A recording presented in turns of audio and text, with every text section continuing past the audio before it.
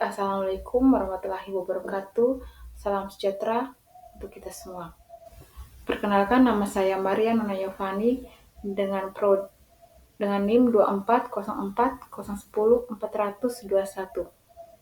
Baik, kali ini saya akan membahas sedikit tentang mata kuliah Filsafat Kewarganegaraan. Dan pada kali ini saya akan membahas poin-poin penting dari artikel Haryat Moko yang berjudul Warga Negara Kompeten versus Oligarki. Yang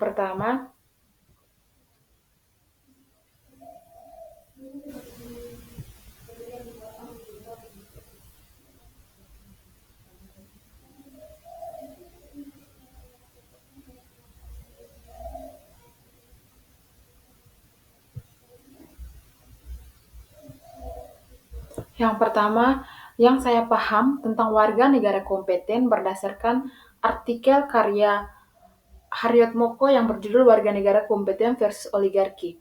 Dalam artikelnya, Haryat Moko menekankan bahwa warga negara kompeten adalah individu yang memiliki kesadaran kritis, mampu berpikir mandiri, dan tidak mudah terpengaruh oleh manipulasi politik atau propaganda.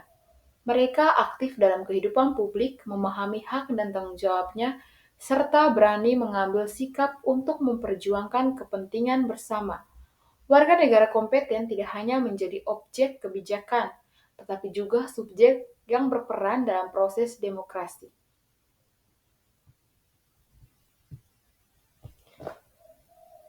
Yang berikut situasi yang terjadi dalam Republik Indonesia saat pemilu tahun 2024.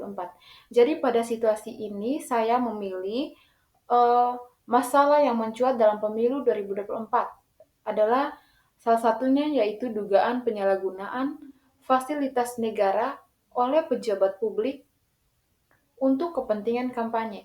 Laporan dari masalah ini dilaporkan sesuai dengan data dan fakta yang telah dikumpulkan dari Indonesian Corruption Watch (ICW), mengungkapkan adanya indikasi bahwa operator negara tidak netral dan memanfaatkan posisinya untuk mendukung kandidat tertentu. Hal ini mencederai prinsip keadilan dan kesetaraan dalam pemilu serta mengurangi kepercayaan publik terhadap proses demokrasi. Yang berikut, upaya apa saja yang diperlukan agar demokrasi di Indonesia bisa berkembang? Oke, baik. Upaya yang pertama untuk memperkuat demokrasi. Ada beberapa langkah yang perlu dilakukan. Yang pertama yaitu pendidikan politik. Dalam pendidikan politik ini, kita perlu meningkatkan literasi politik masyarakat agar lebih memahami sistem demokrasi, hak-hak warga negara, dan pentingnya partisipasi aktif dalam proses politik. Yang kedua, penguatan lembaga demokrasi. Yang pastinya kita harus memastikan independensi dan integritas lembaga-lembaga demokrasi, memastikan lembaga-lembaga demokrasi seperti KPU, Bawaslu, dan lembaga peradilan agar dapat menjalankan fungsinya tanpa intervensi politik. Yang berikut, transparansi dan akuntabilitas. Hal ini sangat penting ya teman-teman, yaitu untuk mendorong transparansi dalam pengambilan keputusan publik dan akuntabilitas pejabat publik untuk mencegah korupsi dan penyalahgunaan kekuasaan. Yang terakhir, partisipasi masyarakat sipil, memfasilitasi peran aktif masyarakat sipil dalam mengawasi jalannya pemerintahan dan memberikan masukan terhadap kebijakan publik.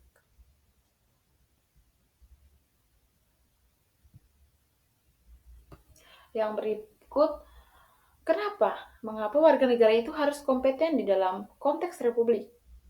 Jadi teman-teman, dalam sistem republik, kedaulatan berada di tangan rakyat.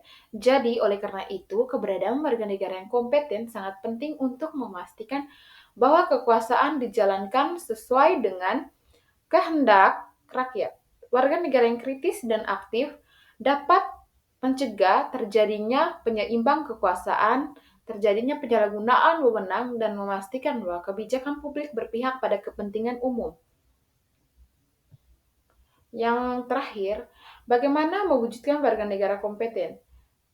Jadi untuk mewujudkan warga negara kompeten, ada beberapa strategi yang dapat dilakukan untuk membentuk warga negara kompeten yang meliputi integrasi pendidikan kewarganegaraan.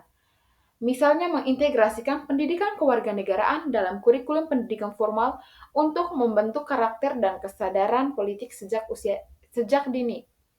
Yang kedua, pemberdayaan komunitas. Mendorong kegiatan komunitas yang bersifat edukatif dan partisipatif untuk meningkatkan kesadaran kolektif dan solidaritas sosial. Yang ketiga, akses informasi yang luas. Menjamin akses masyarakat terhadap informasi yang akurat dan berimbang agar dapat membuat keputusan yang informed dalam proses demokrasi. Yang terakhir, pelatihan dan workshop.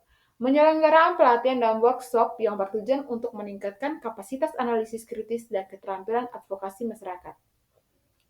Oke, baik teman-teman, mungkin hanya itu saja yang bisa saya jelaskan dari artikel Harriet Moko yang berjudul Warga Negara, Kompeten versus Oligarki. Selamat sore, Assalamualaikum warahmatullahi wabarakatuh.